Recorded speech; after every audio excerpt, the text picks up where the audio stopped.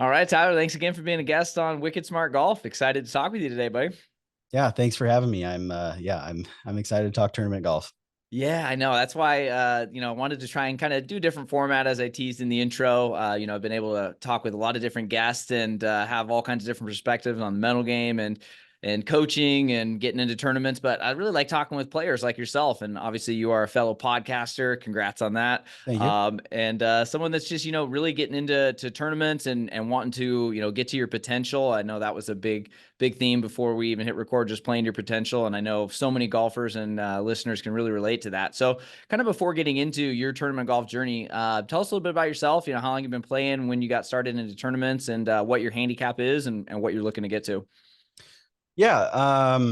So I picked up the game when I was 16. My dad and I just on my 16th birthday were like I'd never played golf. My dad kind of messed around when he was a kid, like nothing formal, but he was just like, "Hey man, do you want, like, we've got time before dinner. Do you want to go play golf?" And I was like, "Yeah, why not, dude?" And this was 2006, so YouTube wasn't like a huge thing. But it was still around. And so we like looked up one video like on how to play golf. And we're like, we got it, man. We got to figure it out. So we went out and played pretty nice course. Made a fool of ourselves, but I, hit one really good shot and I was like, oh man, I'd like to do that again. I was also looking for a job. So, I talked to the GM there and ended up going and working there that next summer. And we would set up like double shotgun tournaments because they had 36 holes. And this was, peak subprime mortgage economic boom. And so people were throwing money around like crazy. So the course was just every day had double shotgun tournaments. And so we'd go set them up at like 4 a.m. We'd clock out at 7 when the shotgun tournament went off. And then we would just go practice for like 4 or 5 hours until, waiting for the tournament to come in. So that's what I did for like a whole summer. Nice. Got pretty decent. Playing with high level players and practicing and playing that much. It's, and even when you're like an older teenager, you're going to get decent. And so went out for the golf team my senior year. Our golf team was pretty good, but I made the team and was like the third guy and played a bunch of like high school junior tournaments. I was pretty bad in most of them, but I did okay in a couple of them. One was state. I actually played pretty decent at state. Nice. We took second place, and that was cool.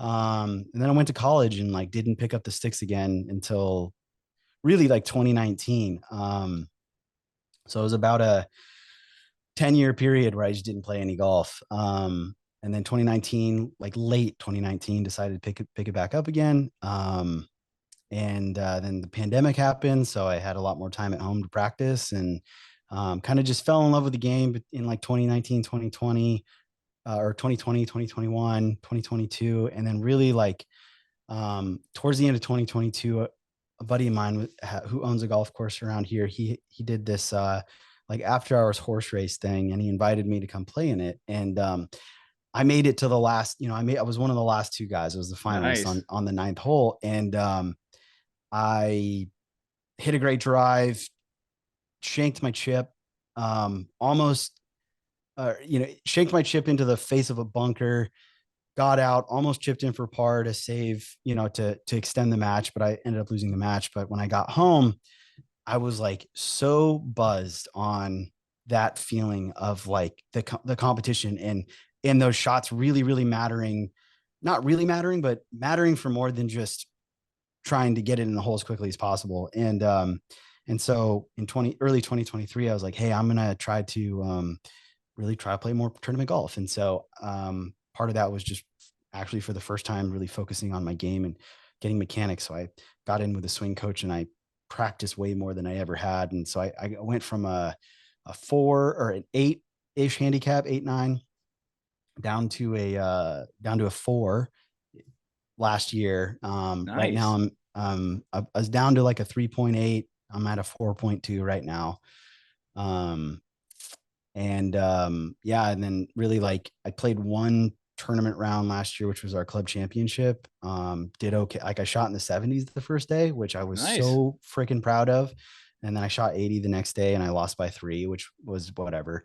Um, but and then That's golf, right? yeah, it is Yeah, what it is. But I it's mean, I ups. was just proud to Yeah, show that's up and amazing. So it sounds like you caught the golf bug and you got the tournament bug too, right? Like it's one of yeah, I those mean, things.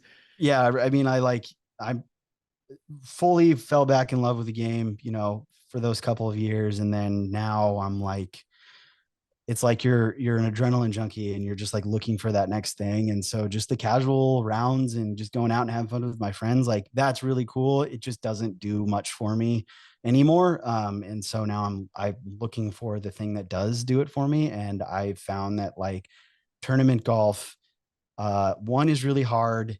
I certainly am nowhere near mastering it. But it's like always going to be something that's hard. And so that, I mean, golf is hard in general, but like excelling and performing on the tournament stage, that really doesn't get easy ever. And I think in some cases, golf can feel like it's coming naturally and coming easy on those days where things are just kind of working. But but the tournament thing is, I think that's the thing that like I can chase for the rest of my life. And I know that I'm never really going to get tired of it. Yeah, no, you nailed it, man. Let me tell you, I've been chasing. I posted today. I've 298 days of tournament since 2017 on Instagram, Yeah. and so I'm still chasing it. Yeah. Right. So, yeah, no, that's hopefully people can listen to that and understand that it is different than a normal round of golf, but it's also a great goal to chase, right? It gives Yeah. you something to really like put your heart and soul into, and that the cool thing is, like you said, you really never master it. It's Mhm. always a consistent evolution.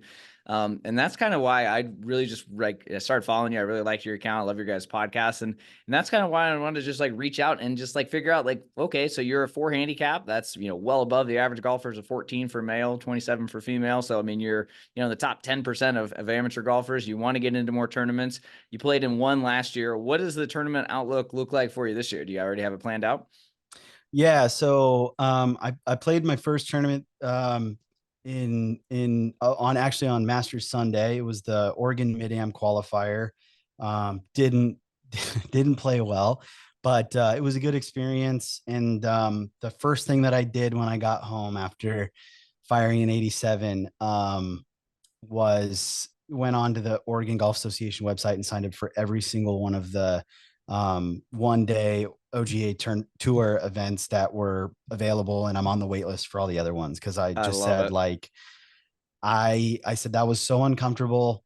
Um, my fight or flight kicked in and I wanted to fly so far away on the second and third hole, but I stuck with it. I made some good decisions. I hit some good shots. And like, I got that first one out of the way. And now I want to Hmm. get the second one out of the way. And I want to get the Yeah. third one out of the way. And I want to do that as quickly as possible because I want to feel more comfortable in that environment, or at least know how to cope when I am uncomfortable. Hmm. And so yeah, I've got right now my goal actually stepping back when I was thinking about my goals for 2024. My number one goal was 15 plus tournament rounds. Perfect.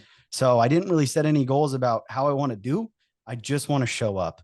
And so right now I've got 6 that I'm in for sure. I'm waitlisted on 3.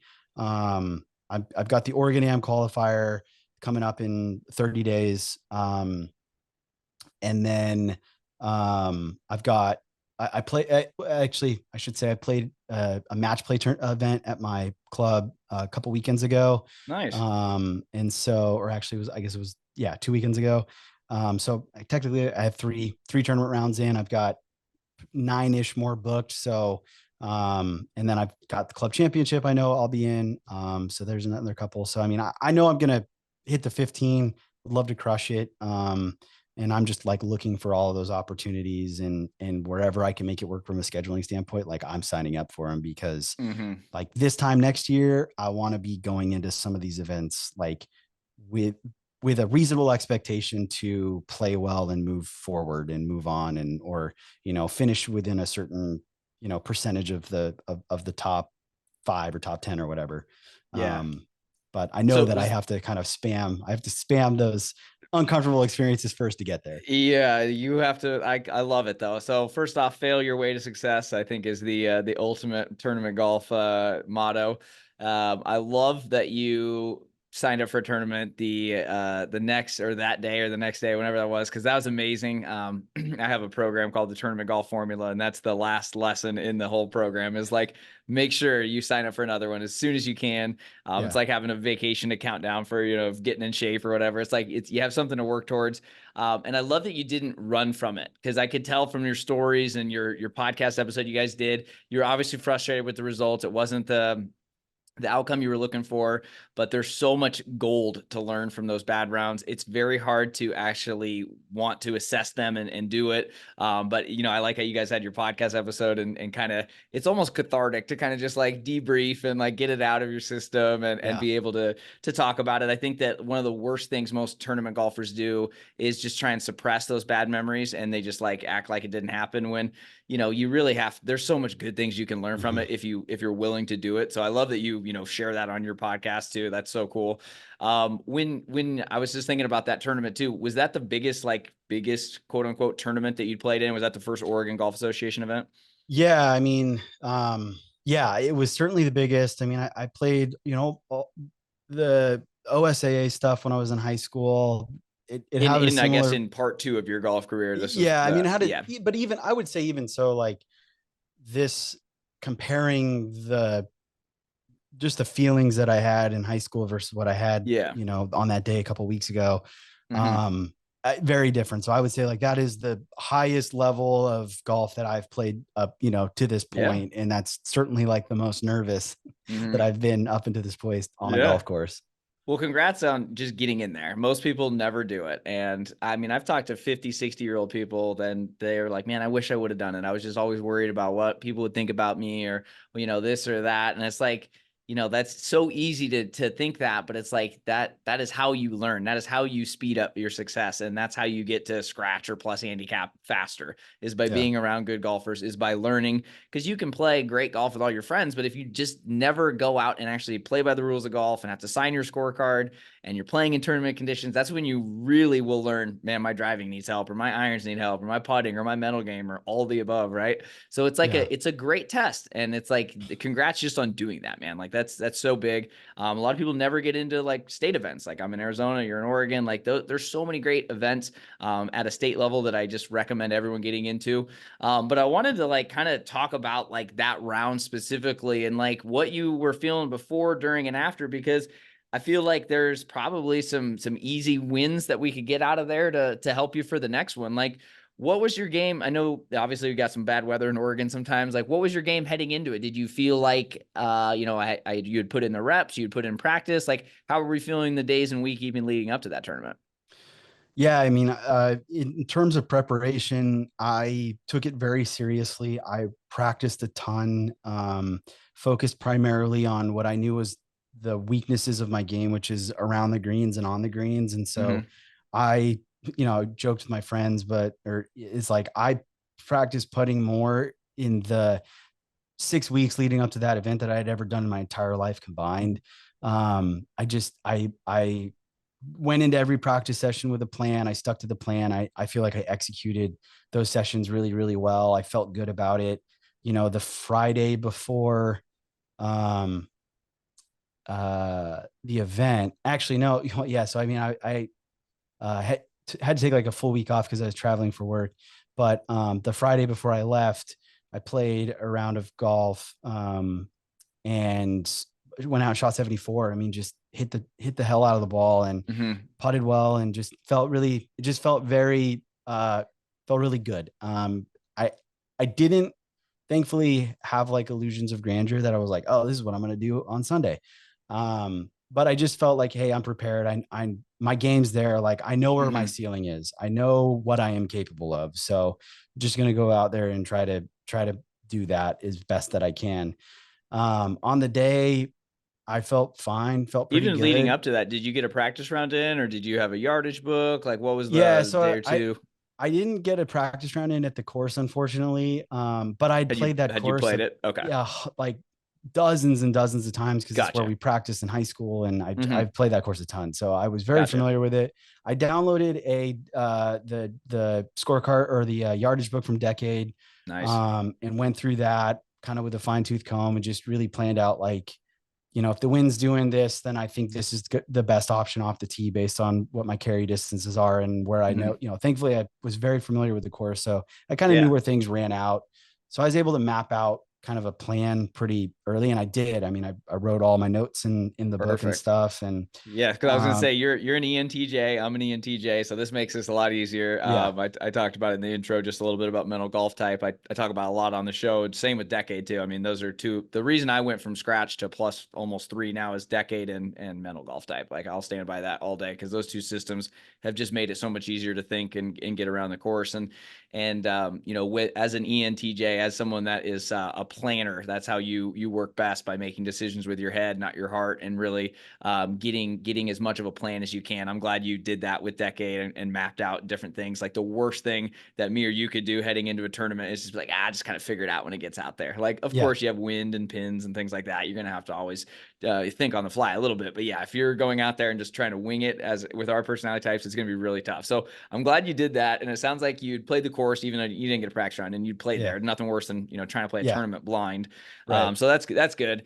And then what was the day like? Like what time was your tee off? You had to walk? Was this you had your friend as your caddy? So that's cool. Like tell us a little bit just about that process because I think that, even how you warm up, what we do, leading up to it, were you feeling nerves? Did you sleep good? Like cuz a lot of people, really make these events out to be huge and it's easy to do. I've been there myself. I've had sleepless nights before tournaments. So what Yeah. was kind of the day before and even the day of?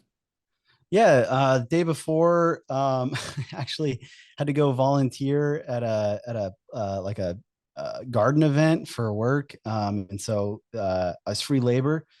So when I showed up, they had me shoveling soil for 4 hours straight. So Perfect I for had your golf game right there. really good, yeah. So and my buddy Nathan, who caddied for me, he's a chiropractor. So I texted him. I'm like, hey, dude, so Nice. in your opinion, how good is shoveling soil for 4 hours for you prior to tournament? He goes, take a bunch of Tylenol right now, drink as much water as you can, and just start stretching.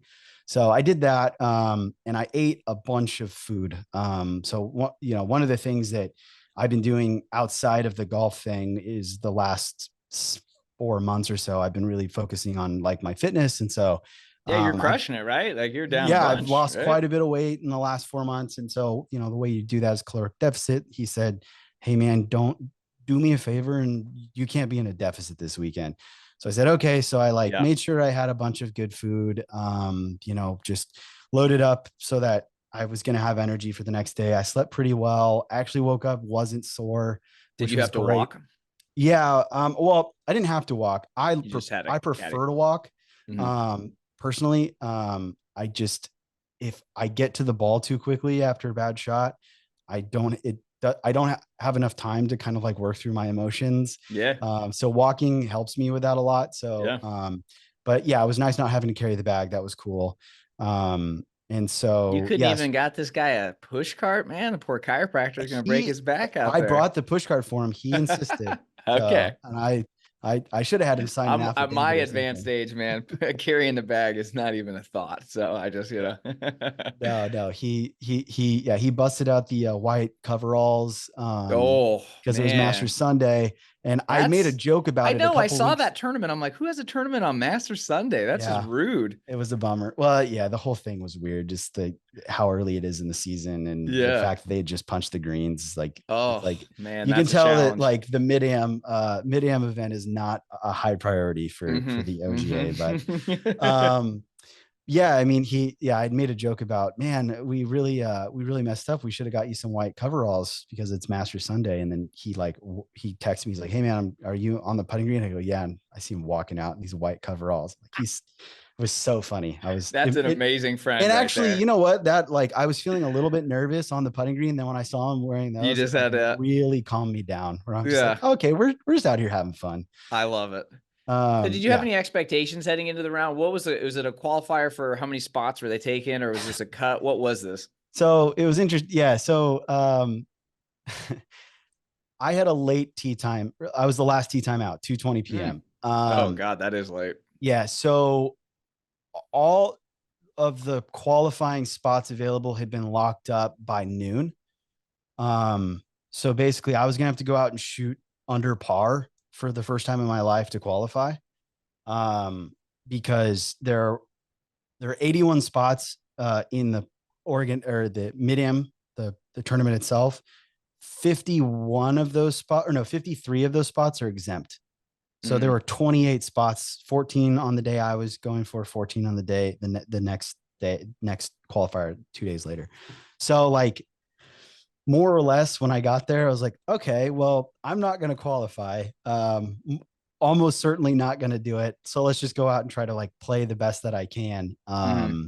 So that was kind of like the vibe rolling into it was like, something's going to have to be super special. And I, like the thing about this part of town is in the late afternoon, especially if it's warm and there's no clouds and it's not raining, it is windy, Mm. very, very windy. So I knew it was going to be kind of a tough day in that regard, just because you're judging distances, you're judging start lines, because you're talking in some cases 2-3 club wins when it gusts. So Right. I kind of knew all of that going into it. I was like, hey, don't really need to push on anything because it's most likely not going to happen. So let's just go out and see how well I can stick to the game plan. Sounds like you had a Um, good plan then heading into it. It's not like you were yeah, like yeah, I did. frantic, like head case and like freaking out, and you had your buddy in the white overalls making you laugh. So you Yeah, you it wasn't. understood. It sounds Yeah, like, because a lot of people make it so much harder on themselves because they're like, I got to shoot this number, I got to do this, and maybe they don't get there too early enough, or they get there way too early, and then they're just like mind is racing. So it sounds yeah. like pre-round prep was good. Yeah, I mean, to your point, one of the things that I wanted to make sure I didn't do, because my knee-jerk reaction was like, oh, let's get there like an hour and a half early. And then I'm like, no, because I'm just going to stand around and do nothing and I'm going to ruminate and it's not going to be a good situation. So I was like, what do I Correct. normally do when I want to try to like warm up and feel like I don't have, like, I'm not rushing? Mm-hmm. It's like get there 40 minutes before go time. And I know that like I'm going to spend 20 minutes on in and around the green. I'm going to spend like 15 minutes on the range at most and give myself 5 minutes to kind of just like walk over and Yeah. set my bag down, make sure I've got all my stuff and Mm-hmm. talk to the starter and go. So that's exactly what I did. And, from like a prep standpoint and from like my game plan, I think I set really reasonable expectations for myself. I didn't I don't think I did anything to set myself up to make it harder than it was going to already be. So, in that regard, I was very proud of That's a win. I mean, that. yeah. Yeah. I mean, that's a win. Your game sounded good. You've had a game plan. You played the course. Sounds like you did all the right things, and then golf happened, right? So Right. what was some of the things I know you talked about it in depth on your show, but what it felt different. I felt like when I was listening to it today. Let me just grab my notes here. I feel like you mentioned getting off to a little bit of a slow start. One of the biggest things you said multiple times in that episode was trying to guide it. So I'm really Yeah. curious to learn more about that, because I know that a lot of golfers can understand that. I know it well in desert golf too. You're like, Oh oh, don't gosh. go in the Yeah. desert, Yeah. So yeah, I understand it. So what happened those first few holes? Because that can really set the tone for a tournament round, and sometimes it's hard to bounce back. So did you feel good about the first hole, first tee shot? It sounds like you went through your routine on the range. You had Yeah. your whatever club. Like what was that first couple of holes like? Were you just nervous, or do you feel like you were trying to play like someone you weren't? Yeah. I was nervous for sure. The drive on the first hole, I towed it, but it went straight. And, it's a tougher hole than it looks because there's OB all down the right side, because it's the driving range. But then there's Mm, OB, like, there's a bunker out, a fairway bunker out that you kind of are hitting towards. You want to be just right of it so that you don't go in it. But just over that bunker is maybe 10 steps and then you're out of bounds. So oof, like yeah, it's tight. Like, yeah, and so I was just I was feeling nervous, first tee, like truly had first tee jitters, haven't had yeah. first tee jitters in a long time. Don't get them for any sort of casual round ever. But I was like, dude, what if I, in my mind, it's like this irrational thing came up, and it's like, well, what if you missed the ball?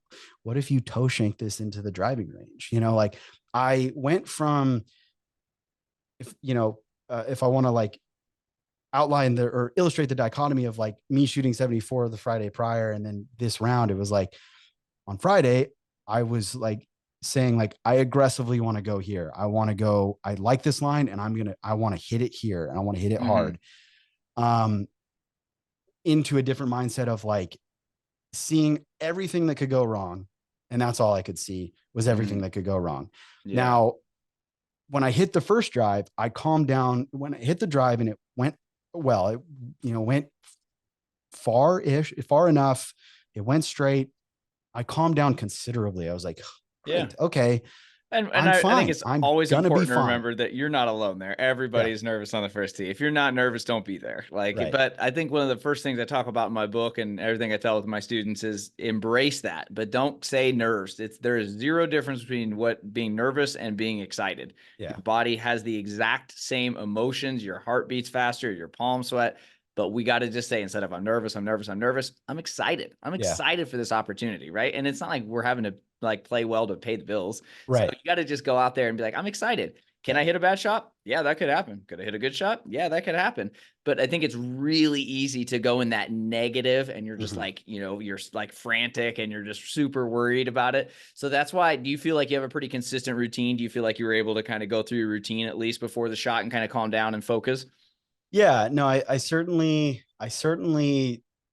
stuck to my process and got into a appropriate headspace going into each shot. I think one of the things, and Nathan pointed it out, someone who's played with me a little bit, he goes, you did all the things that you normally do. You just did them a lot slower than you normally do them. Interesting. Yeah. So by slower, you mean going through your routine slower? Yeah, like approaching the ball slower, spending just a little bit more time over the ball than I normally would spend. It's just everything was drawn out because I think I was just maybe putting a little bit more too much important, just like trying to outthink the anxiety or the nervousness or the excitement or whatever we want to label it, depending on how we want to, put our frame of mind. But it's like I was like trying to outthink that or wait it out or whatever. And so he just said, I just noticed that like it wasn't excruciatingly slow, but it was noticeably where it was just like, oh, I would have expected you to hit the ball by now based on how I've seen you go through this kind of routine, over and over and over again. And so do you feel like you were just like standing over it thinking too much then? Yeah, it was like, get comfortable, like, okay, let's get comfortable. And then at a certain point, it's like, well, that's maybe not the right trigger. It's like, no, okay, did you pick your target? All right, let's go. And just whatever happens, and we're going to go find it. And so, when I get into that headspace of here's everything that can go wrong. Here's all the places that it can go that I don't want it to go. The place where I do want it to go seems impossible or it's so unlikely. And then from there, I tend to slow everything down from like a mechanical standpoint and try to guide it. And then that's when the body stops moving and things go left, or I open my hands and things go right. And so the second hole, I ended up making a bad bogey on one because I 3-putted from like 25 feet. Just because bogeys aren't the end of the world. Yeah. I was a little juiced on the putt. And honestly, I wasn't even too mad about it. It was like, whatever. I'm gonna bogey holes. I don't really care. Yeah, that's exactly. But we get up to 2 and I did one of the thoughts that crossed my mind on the first tee is I'm like, oh, there's out of bounds down the right. It eventually goes to hazard down the right into this patch of hazelnut trees, but it's all bad over there. And then there's water over on the left. Just a pretty simple second tee shot. Yeah. And so I toe shanked it, like barely got it off just the end of the toe, and it went really far right. And did you hit driver? Yeah, I hit driver. Is this a decade driver approved hole? Yes. Yeah. Okay. It's the only option. Like 3 wood you're landing it. You have to hit driver just to get it into the fattest part of the fairway. Like Okay. trying to lay Gotcha. back Gotcha. is I not. wasn't sure with all the hazard if it was like Yeah, 30 no, yards it's wide or no, something and you're trying to thread the needle. you just have to go. Okay. It's Send it. but I just hit a really bad. I hit a Hmm. very bad shot, and it went way right. And it just trickled into the hazard in a spot where I just couldn't get it. So I had to drop, had to punch over trees. Um, chipped up and almost made a decent bogey. Hmm. Just kind of like lipped out a 12-foot bogey putt, but like that tee shot really from there, like every tee shot essentially, with the exception of like a few on the backside, was just like, the next tee shot was a long par three over water. I bailed at the last second. Just before we get to Yeah. that one here, I'm curious too, because one of the big things I always talk to people is routines. I preach about those a lot, but one of the importances of routines is to give our mind a lot of clarity about what we want from the shot. And I think it's the third chapter of my book too. I talk about focusing on what you want, not what you don't want. So yeah, there is water, there is sand, there is OB out there. Like I think that it's okay to acknowledge that when we're on the tee box. I think a lot of people try and put their head down and act like it's not there. And it's like, hey, don't think about the pink elephant behind you. Obviously, that's all you can think about, right? So Right. it's like, it's okay to call that out. And especially if you have a caddy too, it's kind of nice as an extrovert like yourself. We tend to play better when we vocalize shots. And so when you're back there with Nathan and be like, hey, this is pretty tight, but I got my target down here, and you're really like talking it out. That actually actually de-stresses your mind a lot and kind of gives you a lot of clarity. So Mm, I'm not someone that really sees shots as well. I like to verbalize more than visualize. mm. You can be kind of dependent, but as an extrovert, talking shots out can be really key. I actually played with the guy in a qualifier, and he shot, I think, 6 under, and he vocalized every shot, and he had no caddy. He was just on the tee Just to box himself. talking to himself, and I loved it. I do that to myself too. But he was only like 17. This kid kicked the hell out of me. I was like, Wow. Jesus Christ, this is embarrassing.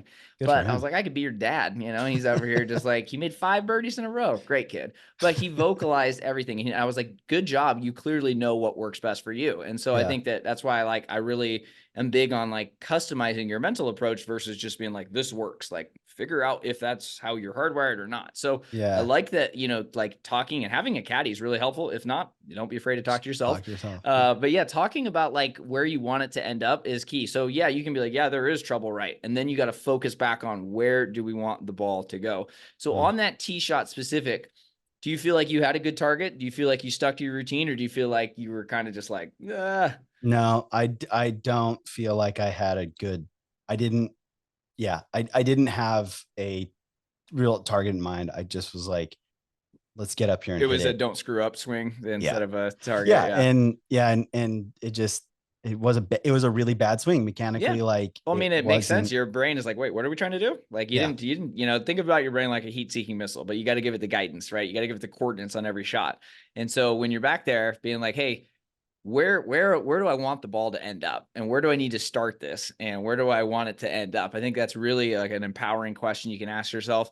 And you're also an intuitive. So I'm an intuitive as well. Intuitives, we're better big picture thinkers. We're better actually thinking about where the ball is going to end up. And we're also better with thinking about target zones.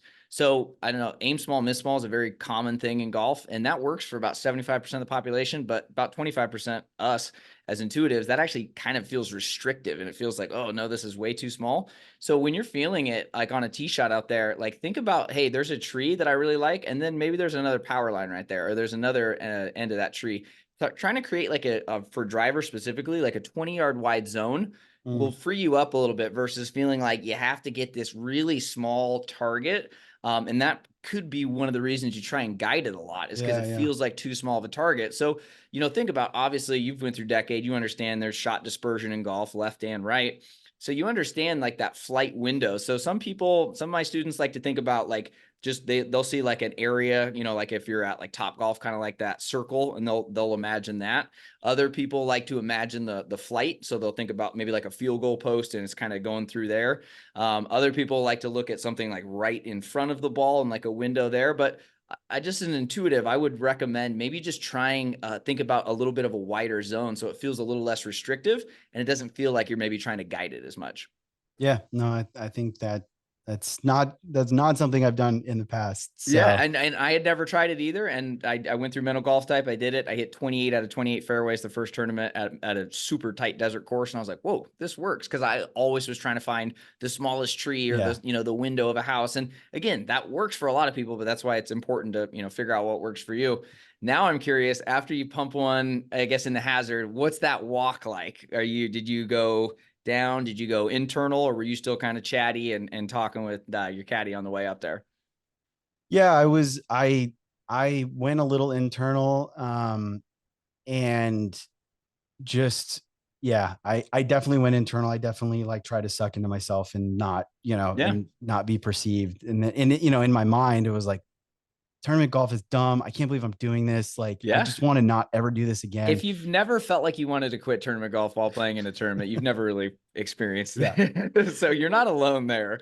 Yeah. But one thing too, as an extrovert, what you really always want to like keep in mind, especially after a bad shot or a bad hole, is your body language. Because if you go down, you go internal, great for introverts, terrible for us.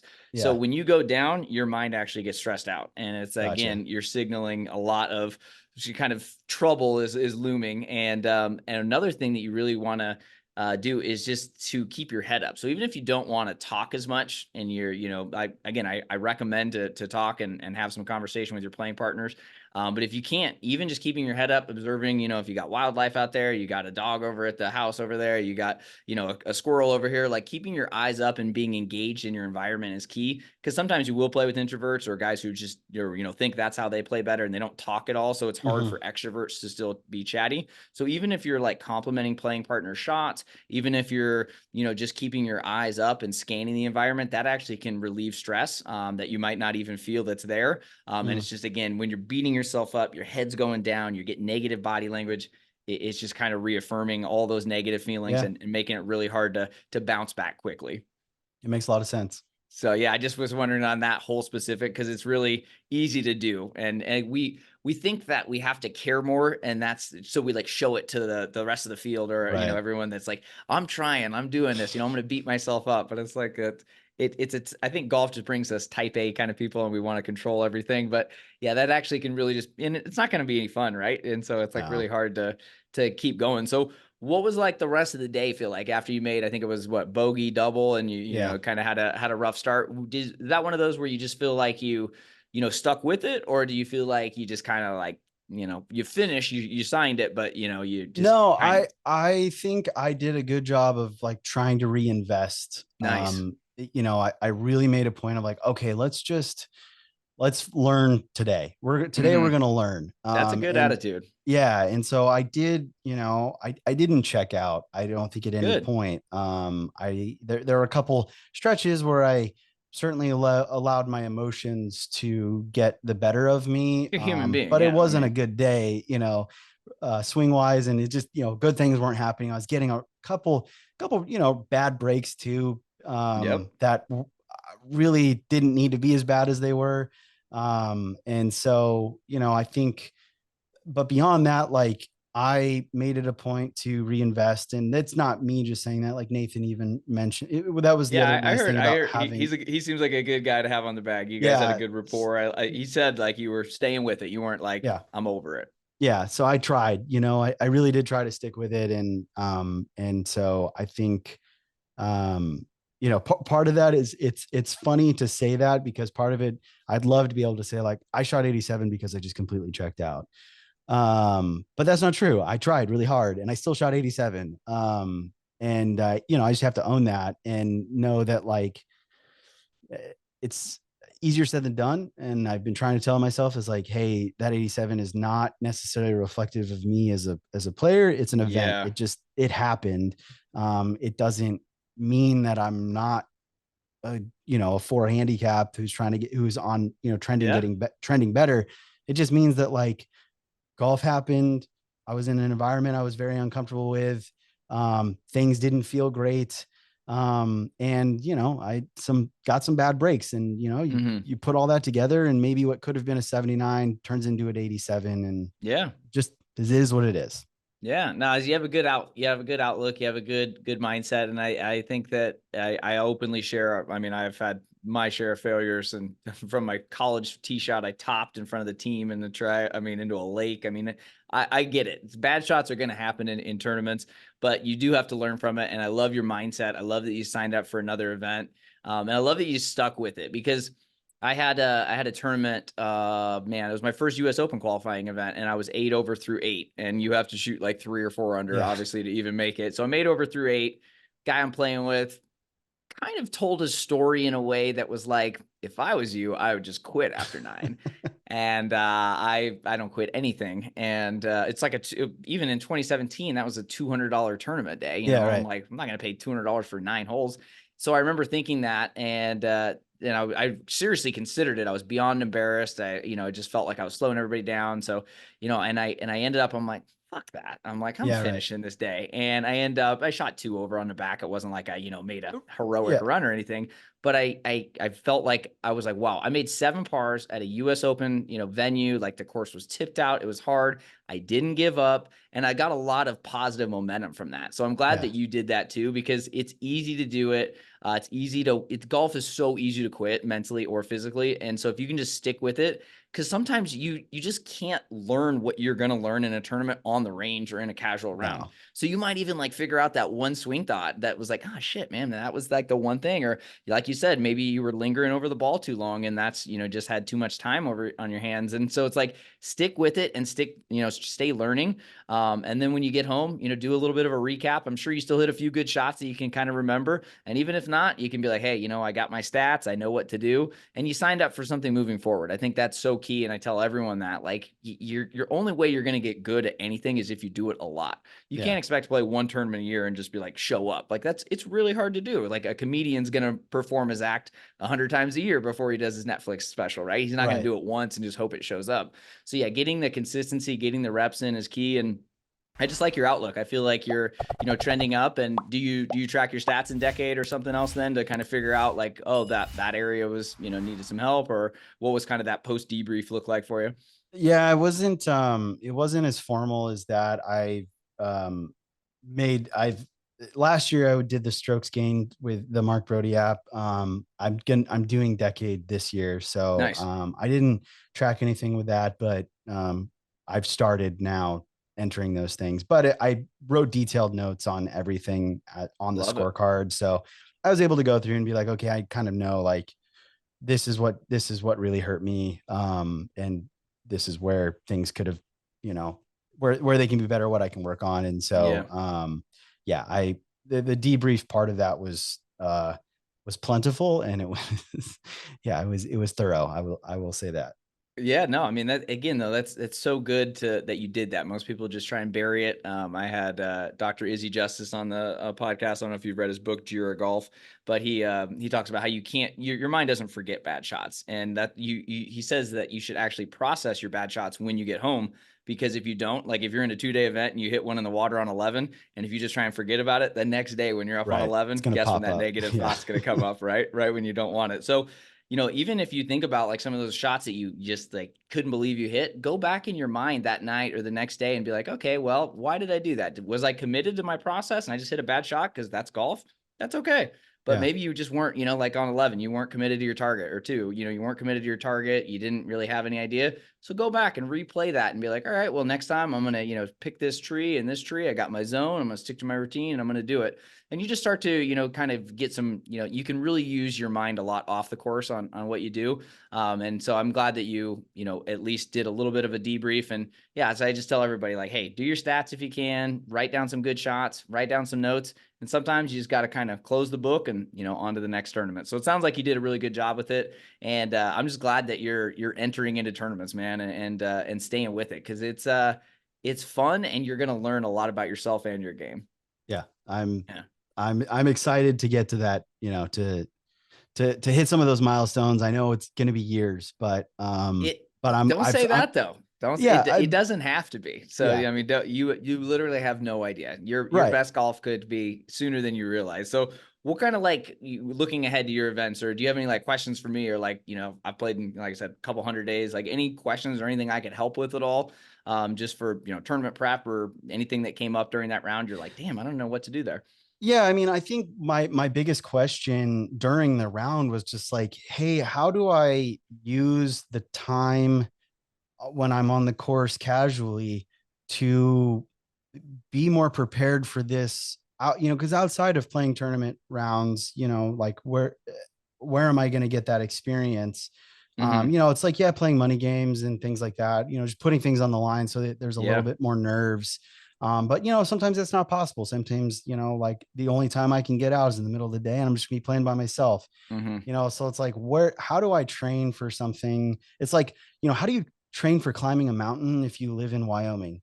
Like what, how can I do that? And like making that my time on the course Yeah. more, like more, and if more efficient use of my time so that I can, like, with that end goal in mind of like Mm-hmm. feeling like I'm a little bit more prepared, or I have something like stronger to anchor on to, that I, have all these reps from when I'm playing, like either by myself or like casual rounds with friends who don't want to play for money or whatever. Mm-hmm.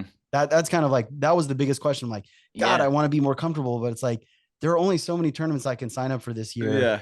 And I want, like, the next time I go out and play, I'd like to feel like I'm a little bit more prepared than I Mm-hmm. was for this one without having the opportunity to play in a competitive environment That's between a the two. fantastic question. Yeah, it's a really, really good question because it feels like night and day versus a casual round or even Yeah. just hitting golf balls on the range. So yeah, that's huge. I'd say the first thing is to make sure when you are playing by yourself or with friends or anything, putting everything out. I Yeah. mean, just like the simplest things, playing by the rules of golf. Like if you don't putt out 3-footers and then you get in a tournament, that 3-footer is going to feel like 6 feet. Yeah. So Yeah. yeah, definitely practice like you play.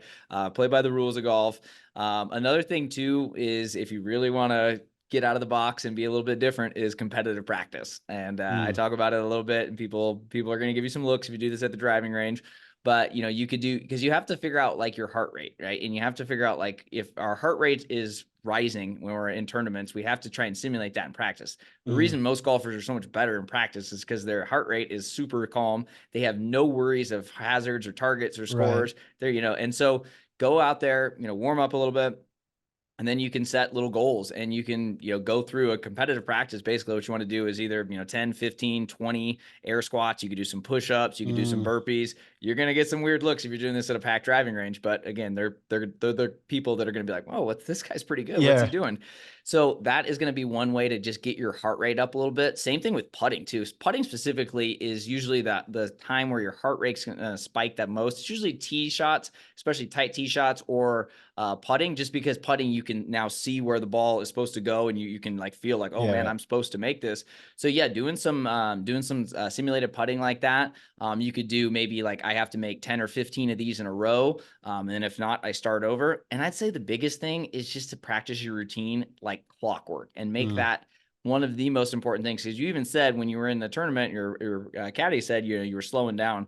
And so if you read the book Golf's 8-Second Secret by Mike Bender, he talks about how any routine after 8 seconds is a point of diminishing returns. And he breaks mm, down some of the most historic meltdowns in major histories. And, Greg Norman, Sergio, like there's a bunch of different references in there. And it all came from people that were spending way too long over the golf ball. And so if you're doing your homework behind the ball and you actually have a good routine, and what I do when I was really getting into this a few years ago is I would time myself in practice with my routine. I would go behind the shot. I'd take my practice swings. As soon as I start walking up, then I start like timing it, or I can do the time basically when you're in your stance over the ball. So the mm, 8-second rule is basically 8 seconds or less once you're built into your stance. So, once you're, like fully in there and you've looked at your target, give that thing 1 to 2 looks and then go. If you're doing it in like 6 or 7 seconds, that's, might feel a little fast, but it might slow down a little bit in tournaments. Some guys go Yeah. the other way and go too fast. Mm, But in general, if we can just keep it like that 7 to 8 seconds, you'll see that there's a couple of videos on YouTube analyzing Tiger and his mhm, routine. Anytime he goes like 9.5, 10, it's actually in the Decade app too. Anytime he goes to 9.5, 10 seconds, those are usually his bad shots. mm, And so, yeah, just figuring out how you can make that so it's like clockwork, because when you're in tournaments, it's just you versus you out there, man. yeah. And the best way you can compete against the playing partners and the course and your own mind is to have familiarity. Have that so I might be nervous as hell. I might not. I have imposter syndrome. I feel way out of my box, but I have my routine. My routine, Dr. Bob Rotella says, is your wingman on the course. So that time Nathan's not out there with you and it's just you got to at least have something so where you can talk out your shot, you can get clear about your target and the timing of it. Because when the timing and the physical act of your routine is the same, you typically have the same mental thoughts. And if you Mm, don't have the same mental thoughts and you all of a sudden hear, oh shit, don't hit it right, you can step back, restart, then get back into it. But yeah, if you want to just like really figure out how to make these things a lot more, have your range game show up on the course a lot more frequently, I would just say to get that routine like clockwork, mm. especially with chipping and putting too, because most guys have a full shot routine and then they kind of have like, yeah, something on the chipping and pitching side of it. And a lot of guys have putting ones too, but I would just say to record that and then analyze it, see how much you can get it to kind of sync up. And that can really have a big impact on the mind and hopefully getting the most out of your swing too. Yeah, no, I appreciate that. That makes a lot of Yeah. sense. Yeah, Yeah. certainly not anything I've been doing. So yeah, I No, I think mean, again, you have to do different to get different. Most yeah, people are not doing any of this stuff. And so that's why I try and talk about as much as I can and share everything I've learned and am learning. And just because we, get in the habits of doing the same things and expecting different results. So yeah, you gotta mix it up a little bit. And tournaments too. I mean, the more you play in them, the more familiar it'll feel, the more comfortable you'll get. And you'll just have the right, I think, attitude and mindset, and hopefully it's just always that, what can I learn from this mentality? And I think that'll have a big impact. And I think the first tournament of the year is always the hardest one too. It sounds like, unfortunately, it was a bigger event, yeah, or and then the course itself wasn't great. That happens too. But yeah, I mean, I think you mentioned too in your podcast you weren't happy about the course conditions. Give yourself one. You can say one thing about the yeah, course, and then it's everybody's and playing it. Gotta right. don't make the course out to be even harder than it is Yeah, sometimes. yeah, yeah. Yeah, No, but that was the kind of the again, I've made every learning thing. mistake, so I Yeah. understand. There's a course right next door, and I'm always like, if I had some extra gas, I'd just throw a match on it. Yeah, so yep, you gotta do it. But yeah, man, it seems like you're in a good spot. How do you feel heading into the next event a month away? I'm excited. I'm excited to do it again. It's at the same course. Cool. I feel I'm doing a Oh, lot it's of at the good. same course too, so Yeah, you it's got at the some same course. vengeance. Let's take it. Yeah, and Yeah. that's kind of how I'm like, cool, I'm gonna go and attack this thing. And Mm-hmm. like my whole mindset after that round was like, okay, so I went out and shot 87 by trying to guide it. And I still hit 4 balls into the hazard. Mm-hmm. So why don't I just go out there, swing hard, and then at least if I hit balls in the hazard, I'm a little closer to the hole. And it's not going to get any worse than that. And even if it does, it's not going to feel worse. If I go out and Yeah. shoot 92, it's not going to feel any worse than an 87 Yep. because it's not anywhere near my potential. And so my whole mentality going into it is just like, I want to get revenge on the course. I want to, stick to my process, and I want to, aggressively go after my targets. I know how to pick conservative targets. I've never tried to bite off more than I can chew, but it's like actually committing and aggressively going at those targets. I'm excited to do that. So I think my Awesome. headspace going into it is as good, if not better than, the previous round. So I Love think it. it'll be good. Love it, man. That's awesome. Well, I'm rooting you on. If I can help with anything, just keep me posted. But I appreciate you sharing on the show, and I'll make sure to link to your guys' podcast and everything down in the show notes. But thanks again for being a guest on Wicked Smart Golf, and wishing you the best in your tournament ventures here in 2024 and beyond. Thank you. Thanks for having me. I appreciate it.